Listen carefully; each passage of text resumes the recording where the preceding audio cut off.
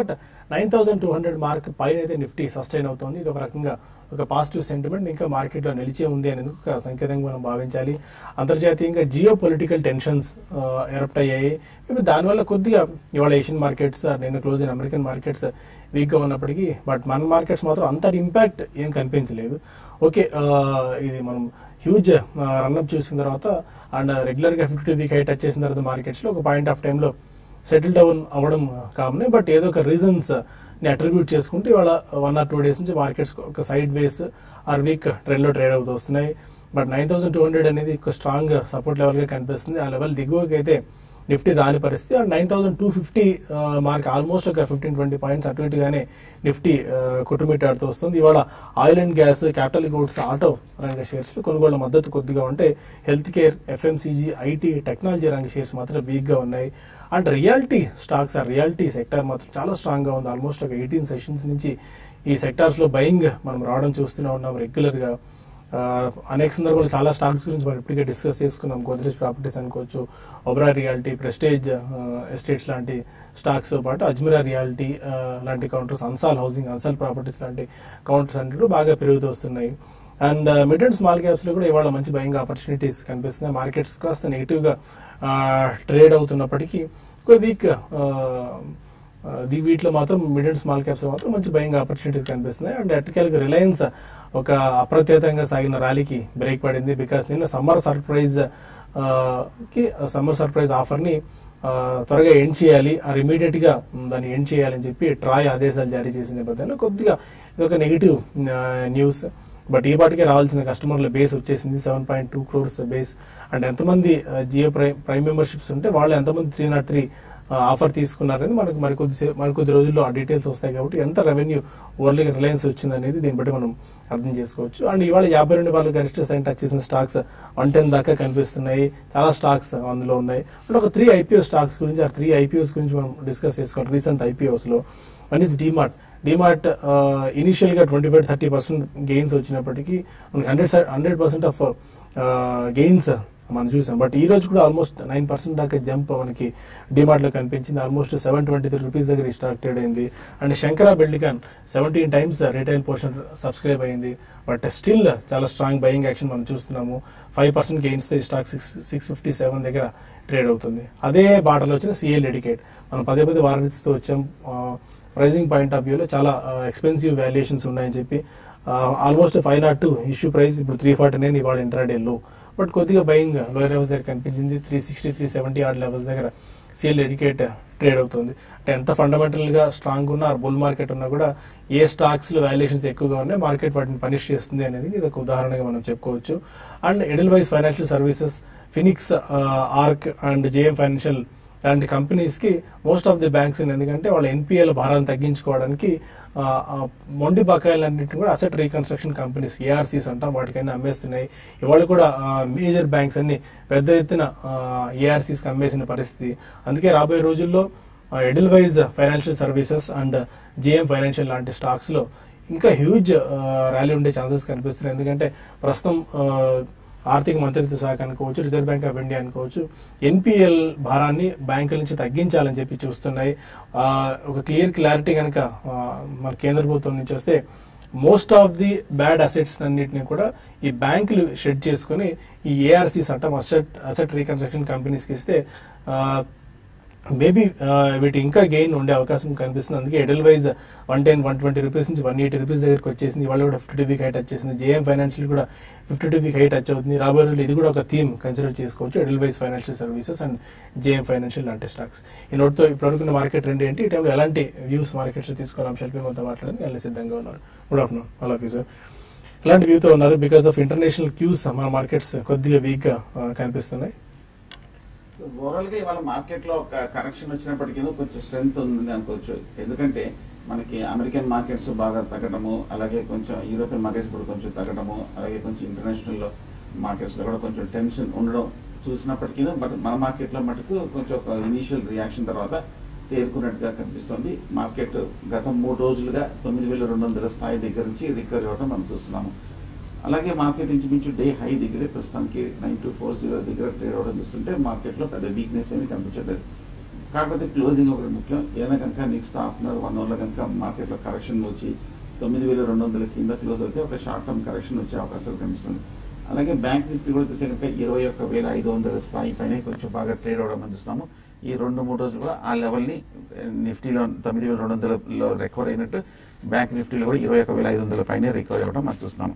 ఒకవేళ కనుక ఏదైనా క్లోజింగ్ సమయానికి 21,500 కింద కనుక క్లోజ్ అవుతే అప్పుడు కొంచెం బ్యాంక్ నిఫ్టీలో కానీ బ్యాంక్ స్టాక్స్లో కానీ కరెక్షన్ వచ్చే అవకాశాలు కనిపిస్తుంది. అక్రాస్ ద బోర్డ్ చూస్తే కనుక ఒక అప్ ట్రెండ్కి స్వల్ప బ్రేక్ పడినట్టు కనిపిస్తుంది. ఒక రియల్ ఎస్టేట్ సెగ్మెంట్ తప్ప అవి లాస్ట్ 10 days 15 days పెరుగుతూనే ఉన్నాయి.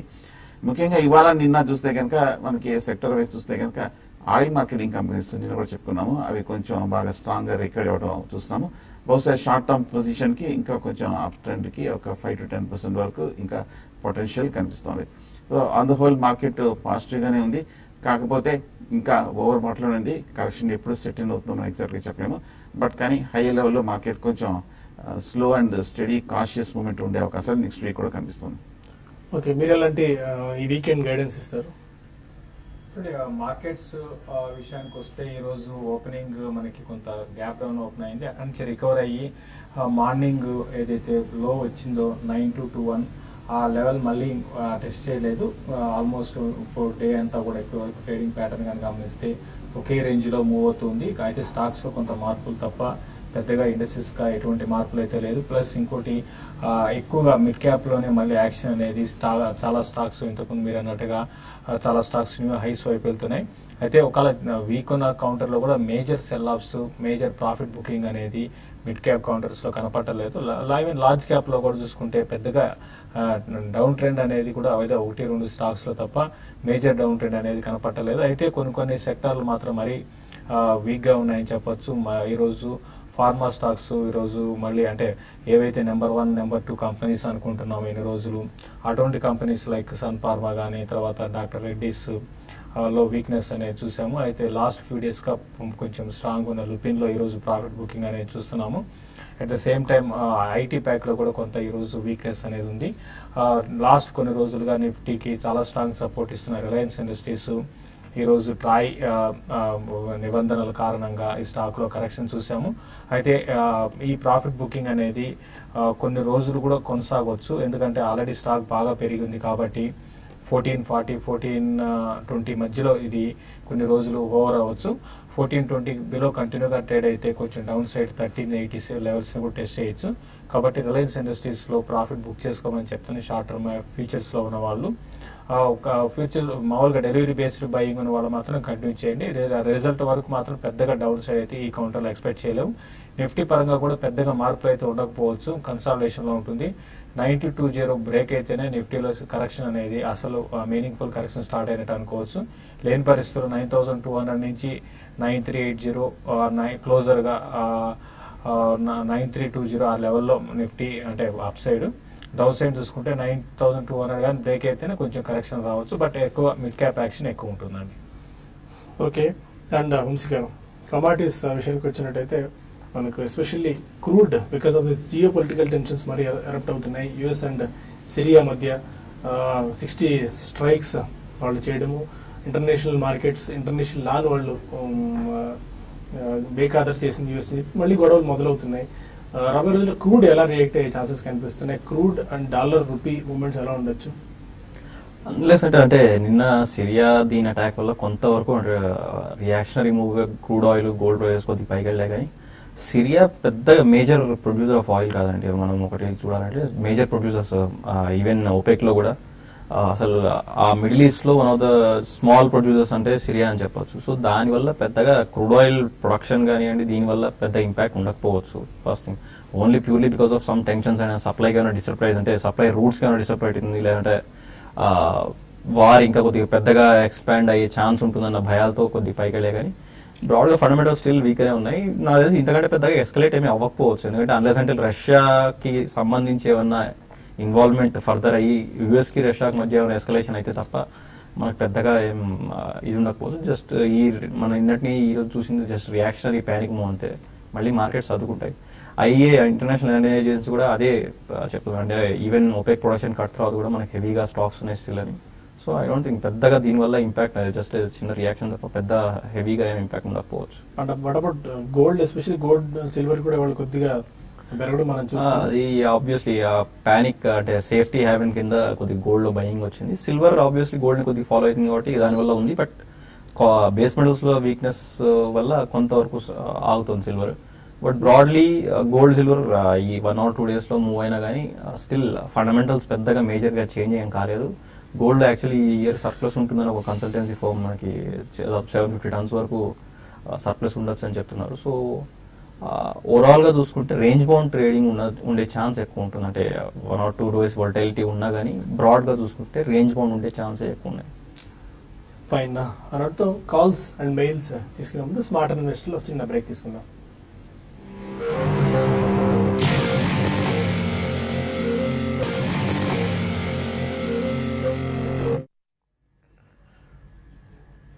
Welcome back to Smart Investor. కొన్ని mails and phone calls simultaneous గా తీసుకుందాం. సురేష్ అడుగుతున్నారు, ధనలక్ష్మి బ్యాంక్ వాళ్ళ అప్పర్ సర్క్యూట్ టచ్ అయింది అన్న న్యూస్ ఏమైనా ఉందా? షార్ట్ టర్మ్ ఎలాంటి టార్గెట్స్ ఎక్స్పెక్ట్ చేయొచ్చు ధనలక్ష్మి బ్యాంక్?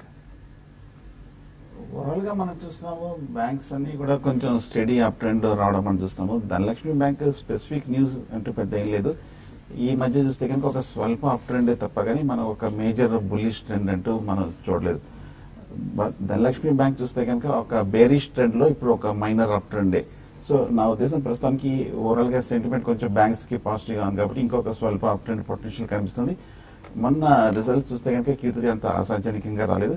బట్ కానీ ఒక బేరిష్ ట్రెండ్ లో రిలీఫ్ ర్యాలీ తప్ప కానీ ప్రస్తుతం ఉంచండి. నా ఉద్దేశం క్లోజర్ టు 45-50 దగ్గర స్ట్రాంగ్ రెసిస్టెన్స్ కూడా కనిపిస్తుంది.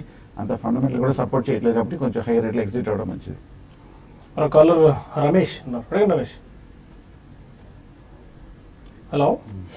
నమస్కారం అండి. నమస్కారం అండి, చెప్పండి రమేష్ గారు. నేను శశి గారితో క్వశ్చన్ అడగాలనుకున్నానండి. శశి గారు నమస్కారం అండి. నేను ఎడిల్వైస్ ఫైనాన్స్ సర్వీస్ ఒక 1000 తీసుకుందాం అనుకున్నానండి, మరి ఇప్పుడు తీసుకోమంటారా? And second question, RBL Bank already 300 లో 200 షేర్స్ ఉన్నాయండి. నేను ఇంకా తీసుకుందాం అనుకున్నాను, ఎప్పటికప్పుడు రేట్ పెరిగిపోతుంది. ఇప్పుడు ఈ రేట్ లో ఎప్పుడైనా తీసుకోమంటారా, ఇంకా వెయిట్ చేయమంటారా? ఏంటో లాంగ్ టర్మ్ కోసం ఒక 3 years 4 years కోసం. ఆర్బీఎల్ ఏ ప్రైస్ తీసుకున్నారండి? ఏమండి ఆర్బీఎల్ ఏ ప్రైస్ లో తీసుకున్నారు? ఐపీఓ 300 రూపీస్ లో 293 రూపీస్ లో తీసుకున్నాను 200 షేర్స్. ఇంకా ఎక్వైర్ చేసుకుందాం అనుకున్నాను కానీ ఆ రేట్ అయితే ఇప్పుడు ఆల్మోస్ట్ డబుల్ అయిపోయింది కదండి ఇప్పటికే. ఏం చేయమంటారు చెప్పండి సార్? ఇంకా ఇప్పుడు ఈ రేట్ లో ఎక్వైర్ చేయమంటారా ఏంటి సార్? డబుల్ అయిపోయింది ఆల్మోస్ట్. 580 ఇవాళ 567 దగ్గర ఉన్నట్టుంది RBL bank. RBL bank and Edelweiss. RBL bank అసలు కరెక్షన్ అనేది ఏమాత్రం రావటం లేదండి. ఆర్బీఎల్ బ్యాంక్ లో మనం చూస్తున్నాము స్లో అండ్ స్టడీగా ఉన్నది. ఒకసారి ఇప్పుడు ప్రైస్ పరంగా మంచి మూవ్స్ అనేది చూస్తున్నాము కాబట్టి ఇంకా పెరగొచ్చండి. కాబట్టి మీరు ఆల్రెడీ ఉన్న షేర్స్ ని మీరు ఇంకా కంటిన్యూ చేయండి. ఇంకా తీసుకోవాలనుకుంటే ఎగ్జాక్ట్ గా కరెక్షన్ అనేది అంటే మార్కెట్ లో ఎట్లుంటుందంటే కరెక్షన్ రాకపోతే ఆటోమేటిక్ గా స్టాక్ ప్రైస్ అనేది పెరుగుతూ ఉంటుందండి. అంటే స్టాక్ కానీ నిఫ్టీ కానీ అటు సెన్సెక్స్ కానీ ఏవైనా కూడా ఇప్పుడు మనం చూస్తున్న మార్కెట్ లో సేమ్ అదే సిచ్యువేషన్ ఉంది. ఎందుకంటే కరెక్షన్ అనేది లేదు. సో సెల్లింగ్ ప్రెషర్ లేదు. ఆటోమేటిక్ గా వచ్చిన బయింగ్ కొంత బయింగ్ అయినా కూడా ప్రైస్ మూవ్ చేస్తుంది. కాబట్టి ఆర్బీఎల్ బ్యాంక్ ఆ విధంగా ఉందండి. ఇంకా పెరగొచ్చు, మీరు కంటిన్యూ చేయండి. ఇంకా మీరు అంటే ఇప్పుడు కొనాలి అనుకుంటే మాత్రం కొనుక్కోండి. మీరు ఇక్కడ నుంచి పడినా కూడా మీరు 1-2 బయింగ్ ప్రైస్ పాయింట్ పెట్టుకొని మీరు ఆర్బీఎల్ బ్యాంక్ లో మీరు ఇన్వెస్ట్ చేయమంటాను. ఎడిల్వైజ్ ఫైనాన్షియల్ విషయానికి వస్తే ఇప్పుడే ఈ స్టాక్ మనం 52 వీక్ హైక్ కూడా రావడం చూసాము. ఫండమెంటల్స్ పరంగా చాలా స్ట్రాంగ్ ఉన్నాయి ప్లస్ ఇంప్రూవ్ అవుతున్నాయండి. కాబట్టి Edelweiss Financial different financial segment లో ఉంది. రీసెంట్ గా చూసుకుంటే ఇది కూడా 50 రూపాయలు 60 రూపాయల నుంచి స్టాక్ పెరిగింది. అయితే ఇందులో కరెక్షన్ కానీ స్టార్ట్ అయితే అంటే ఆర్బీఎల్ బ్యాంక్ లా కాకుండా కొంచెం కరెక్షన్ ఎక్కువ శాతం పర్సంటేజ్ ఎక్కువ పడడానికి అవకాశం ఉంటుందండి. కాబట్టి కొంచెం ఈ లెవెల్లో ఇది కొంచెం ఆగండి. చిన్న కరెక్షన్స్ లో దీన్ని కూడా లాంగ్ టర్మ్ కోసం మీరు కొనుక్కోవచ్చు. ఓకే, మరొక కాలర్ వెంకటరామయ్య నెల్లూరు నుంచి. అదండి రామయ్య గారు. సార్ ఇప్పుడు మెడికల్ బ్రాడ్కాస్ట్ 380 కొన్నాం సార్. ఏదండి? Medical broadcast. Okay music broadcast. మరో సాంగ్స్ 360 కొన్నాం సార్. సంవత్సరం అయింది. ఓకే, పోతే శేషు సార్ని చెప్పమను సార్. సార్ ఈ ఉంచొచ్చా తీసేవచ్చా? ఇది తీసేసి వేసుకోనమాట నిదానంగా శేషు సార్ని చెప్పండి సార్. ఓకే, ఏదన్నా రికమెండ్ చేయమని సార్. రోజు మనం రికమెండేషన్స్ ఇస్తూనే ఉన్నామండి. రోజు మీరు ఫాలో అవుతుంటే మీకు బడికి మధ్యకాలంలో చాలా రికమెండేషన్స్ మనం ఇచ్చారు. రీసెంట్గా గోద్రేజ్ ప్రాపర్టీస్ లాంటి రికమెండేషన్స్ కూడా ఇవ్వడం, వాటిలో ఆల్మోస్ట్ 40-50% దాకా ప్రాఫిట్స్ వచ్చాయి ఇప్పటికే. అలాంటి మ్యూజిక్ బ్రాడ్కాస్ట్ మ్యూజిక్ బ్రాడ్కాస్ట్ అయితే ఇప్పుడు రీసెంట్ ఐపీఓ వచ్చిందండి, రెడ్ ఎఫ్ఎం. అయితే ఇది మిగతా ఐపీఓ లాగా అంత సక్సెస్ఫుల్ గా అంటే రిటర్న్ ఆన్ ఇన్వెస్ట్మెంట్ పై ఇన్వెస్ట్మెంట్ చేసిన వాళ్ళకి లేదండి. ప్లస్ రీసెంట్ గా లిస్ట్ అయింది కాబట్టి ప్రైస్ మూవ్స్ కూడా మనం ఎగ్జాక్ట్ గా మనం చెప్పలేము. అయితే అంటే స్టాక్ పరంగా అంత గొప్పగా అంటే వాల్యుయేషన్ పరంగా ఎక్స్పెన్సివ్ స్టాక్ అంటే దాని దృష్టిలో పెట్టుకొని మీరు స్టాక్ నుంచి మీరు స్లోగా ఎగ్జిట్ కాండి. మీరు తక్కువ ప్రాఫిట్ కి అంటే ఒక 5-6% అంటే మీరు కొన్నారు 360 లో కొన్నా అన్నారు, అది సేమ్ అదే ప్రైస్ లో ఉంది. పెద్దగా ఇందులో మూవ్స్ అయితే ఎక్స్పెక్ట్ చేయలేము. కాబట్టి ఏదో ఒక రోజు ఒక 5% 10% పెరిగినప్పుడు దీని నుంచి మీరు ప్రాఫిట్ బుక్ చేసుకోమని చెప్తాను. ఇంకో స్టాక్ ఏదండి, మదర్సన్ సుమి. ఓకే అండి, మదర్సన్ సుమి మాత్రం మీరు హోల్డ్ చేయండి అండి. మదర్సన్ సుమి 1 year నుంచి హోల్డ్ చేస్తున్నా అన్నారు కాబట్టి ఇప్పుడే మదర్సన్ సుమిలో ఒక మంచి అప్ ట్రెండ్ అనేది ఉంది. ప్లస్ మొన్న క్వార్టర్ రిజల్ట్ చాలా స్ట్రాంగ్ ఉన్నాయండి, చాలా స్ట్రాంగ్ ఉన్నాయి కాబట్టి ఇది ఇంకా 460 ఆ లెవెల్ కూడా వెళ్ళొచ్చు. అక్కడ మీరు ప్రాఫిట్ బుక్ చేసుకోండి. ప్రస్తుతానికి మదర్సన్ సుమిని హోల్డ్ చేసి మ్యూజిక్ బ్రాడ్కాస్ట్ ని మీరు ర్యాలీస్ లో ఎగ్జిట్ కండి. మీరు ఎవరీ డిప్ లో ఇంకా కొత్తగా ఏమైనా స్టాక్ కొనాలనుకుంటే మెర్క్ ఫార్మా అని ఉందండి, దాన్ని మీరు ఎవరీ డిప్ లో కూడా లాంగ్ టర్మ్ కోసము MERCK అని ఉంటుంది, లాంగ్ టర్మ్ కోసం కొనుక్కోండి. 20-25% కైండ్ ఆఫ్ రిటర్న్ 1 year లో మీకు రావచ్చు అండి. హైదరాబాద్ నుంచి వీరేష్ రావు మరొక. హలో సార్, చెప్పండి. సార్ నా దగ్గర బాలకృష్ణ ఇండస్ట్రీస్ 50 shares ఉన్నాయి. ఓకే, అవి 1300 లో పొందాను సార్. అది ఓకే, ఈ మధ్య పెద్దగా పెరగడం లేదు. అదేం హోల్డ్ చేయమంటారా, షేర్స్ డిస్పోజ్ చేయమంటారా? బాలకృష్ణ ఇండస్ట్రీస్ మీరు ఆల్మోస్ట్ పీక్ ప్రైస్ లో తీసుకుని ఎందుకంటే చాలా స్ట్రాంగ్ రన్అప్ చూసాము. మిగిలిన టైర్ కంపెనీస్ తో పాటు బాలకృష్ణ ఇండస్ట్రీస్ ఎలాంటి ఇస్తారు? 1300 ఆల్మోస్ట్ 100 రూపీస్ ప్లస్ ప్రాఫిట్స్ లో ఉన్నారు still. Balakrishna industries last 1 year గా 2 years గా చూస్తే కనుక మేజర్ అప్ ట్రెండ్ లో మనం చూస్తున్నాము. ఒకప్పుడు చూస్తే కనుక 2-3 ఏళ్ల క్రితం 200 రూపాయల దగ్గర ఉన్న స్టాక్ ఇంచుమించు 1700 వరకు బాగా పెరిగింది. ఫండమెంటల్ కూడా చాలా స్ట్రాంగ్ గానే కనిపిస్తోంది. ఓవరాల్ గా సెక్టర్ కూడా చాలా స్ట్రెంగ్త్ కూడా మనం చూస్తున్నాము. ఈ మధ్య బాగా కూడా అన్ని టైర్ స్టాక్స్ కూడా పెరగడం మనం చూస్తున్నాము. వాల్యుయేషన్స్ కొంచెం స్లైట్ గా ఎక్స్పెన్సివ్ గా కనిపిస్తోంది 1400-1500 దగ్గర, అందువల్ల కొంచెం ప్రస్తుతానికి ఆగడం మనం చూస్తున్నాము. పైగా మీరు కూడా బాగా ఒక మల్టీ బ్యాగర్ అయిన తర్వాత హై ప్రైస్ లో టెక్నికల్ గా ఓవర్ బాట్ పొజిషన్ లో మీరు తీసుకోవడంతో హై లెవెల్లో కొంచెం ఆగింది బాలకృష్ణ ఇండస్ట్రీస్. షార్ట్ టర్మ్ అయితే కనుక నా ఉద్దేశం కొంచెం కన్సాలేషన్ కానీ ఒక చిన్న కరెక్షన్ కానీ డ్యూ ఉంది కాబట్టి వచ్చే అవకాశాలు కనిపిస్తుంది. నా ఉద్దేశం షార్ట్ టర్మ్ అయితే కనుక ఒక చిన్న ర్యాలీలో వస్తే కనుక ఎగ్జిట్ అయ్యి మళ్ళీ ఏదైనా ఒక 5-10% ఒక స్ట్రాంగ్ డిప్ వచ్చి కరెక్షన్ వచ్చాక బై చేయొచ్చు. దీని బదులు ఆల్టర్నేటివ్ గా ఒకసారి చూస్తే కనుక JK టైర్స్ కొంచెం ఒక స్లైట్ అప్ ట్రెండ్ లోనే ఉంది, అది కూడా ఫండమెంటల్ గా స్ట్రాంగ్ గానే ఉంది కాబట్టి సిఎట్ టైర్స్ ఈ రెండింటి కూడా ఆల్టర్నేటివ్ గా కన్సిడర్ చేయొచ్చు. మార్కాపురం నుంచి మల్లికార్జున మరొక. Hello Mallikarjuna sir, escort okay 300 shares 230 లో కొనాలి సార్. ఉంచుకోమంటారా అమ్ముకోమంటారా? ఓకే, ఎస్కాట్స్ మంచి ప్రాఫిట్స్ ఉంటారు. ఎస్కాట్స్ లోయర్ లెవెల్ నుంచి బాగా పెరిగింది. లాస్ట్ ఇయర్ అంతా కూడా మంచి decent set of performance Escorts లో చూసాం. ఎస్కాట్స్ ని మీరు కంటిన్యూ చేయండి అంటే అయితే ప్రాఫిట్ కూడా బుక్ చేసుకోవడం కూడా మర్చిపోవకండి అండి. అంటే ఈసారి మాన్సూన్ అంటే లాస్ట్ సీజన్ మాన్సూన్ సీజన్ అనేది వీళ్ళ కంపెనీకి కొంచెం పాజిటివ్ అంశము. అయితే ఈసారి మాన్సూన్ ఏ విధంగా ఉంటుందని కూడా చూడాలి. తర్వాత ఇంకా ఫండమెంటల్ ఇష్యూస్ వస్తే ఇంతకుముందు ఇంటర్నల్ గా కొన్ని ఫ్యామిలీ డిస్ప్యూట్ ఉండేవి ఈ కంపెనీలో, అవి క్లియర్ చేసుకున్నారు. అప్పటి నుంచి కూడా ఈ స్టాక్ చాలా స్ట్రాంగ్ అప్ మూవ్ అనేది మనం చూసాము. ప్రస్తుతం ఈ అప్ మూవ్ అనేది కొనసాగొచ్చండి. అట్ ద సేమ్ టైం మీరు 600 క్రాస్ అయినప్పుడు స్లోగా 620 ఆ లెవెల్కి వచ్చినప్పుడు, మీరు 640 ఆ లెవెల్స్కి వచ్చినప్పుడు దాన్ని క్రాస్ కాలేని పరిస్థితుల్లో మీరు అక్కడ ప్రాఫిట్ బుక్ చేసుకోమని చెప్తాను.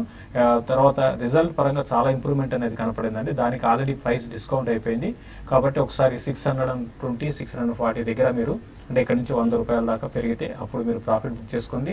లేదా ట్రేడింగ్ స్టాప్ లాస్ పెట్టుకోండి. ట్రేడింగ్ స్టాప్ లాస్ కొంచెం దూరంగా 480 ఆ లెవెల్లో మీరు ట్రేడింగ్ స్టాప్ లాస్ పెట్టుకొని మీరు దీన్ని ర్యాలీని కంటిన్యూ చేయమని చెప్తాను. అండ్ నాకు సూర్య మనకు మెయిల్ చేశారు కమాడిటీస్ నుంచి వచ్చింది. క్రూడ్ ఆయిల్ ఎస్పెషల్లీ 3200 లో సేల్ చేశారంట, పొజిషన్ హోల్డ్ చేసుకోవచ్చా క్రూడ్?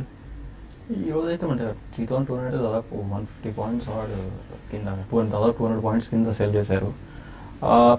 ఫ్రైడే వీకెండ్ కాబట్టి కొంతవరకు కరెక్షన్ వస్తే రావచ్చు, కానీ మీ ప్రైస్ పాయింట్ ఇమీడియట్ గా అయితే రాకపోవచ్చు. ఎందుకంటే మా ఇంటర్నేషనల్ మార్కెట్ లో క్రూషల్ లెవెల్స్ కూడా బ్రీచ్ అయింది. 52 లెవెల్స్ పైకి మార్కెట్ పోయింది. సో $54 దాకా టెస్ట్ చేసే ఛాన్స్ ఉంది. మోస్ట్లీ MCX పరంగా చూసుకుంటే 35-50 ఆ లెవెల్స్ దాకా పైకి వెళ్ళచ్చు. మీరు అంతవరకు హోల్డ్ చేయగలంటే కొంత వెయిట్ చేయండి. బట్ లేదు రిస్క్ ఎక్కువ అనిపిస్తే బెటర్ క్లోజ్ చేసి బయట రావడం మంచిది. ఓకే, ప్రస్తుతం మనకు టీవీ5 న్యూస్లో సమయం మించిపోతుంది. టీవీ5 మనీలో కలుద్దాం యూట్యూబ్ వేదిక ద్వారా. అక్కడ మరిన్ని కాల్స్ అండ్ మెయిల్స్ తీసుకుందాం.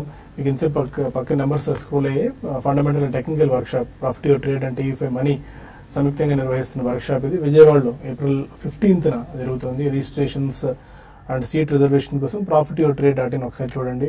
మీరు సీట్ రిజర్వ్ చేసుకుంటే మన అనలిస్టులు అందరూ అక్కడ పార్టిసిపేట్ చేస్తున్నారు. మీకు డౌట్స్ ఉంటే కూడా క్లారిఫై చేసుకోవచ్చు. Stay with us and keep watching TV5 News and TV5 Money.